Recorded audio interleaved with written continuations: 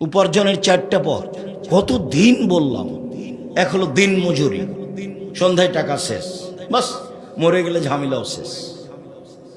2 চাকরি, 25 দিনে টাকা শেষ হবে সাধারণত, 5 দিন ধার কর্জে চলবে।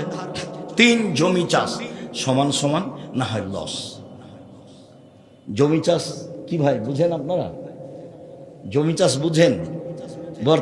বর্তমান যুগে জমি চাষ মানে যারা চাষি তাকে জিজ্ঞাসা করে দেখেন, আর খরচ আর আয় মিলে কাছাকাছি সমান সমান, আর না হলে লসই আসবে খুব ভালো করে হিসাব করলে।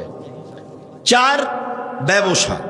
তখন রাসূল সাল্লাল্লাহু আলাইহি সাল্লাম বলছেন, পৃথিবীর মানুষ শোনো, আত-তাজির আস-সাদুক আল আমিন ইয়াকুনু ইয়াউমাল কিয়ামা শুহাদা সিদ্দিকুল আম্বিয়া। বিচার মাঠে সত্যবাদী বিশ্বস্ত ব্যবসায়ীরা নবীদের সাথে, সিদ্দিক শোহদাদের সাথে থাকবেন। হে আবার কেমন এই যে উপার্জনের পথ!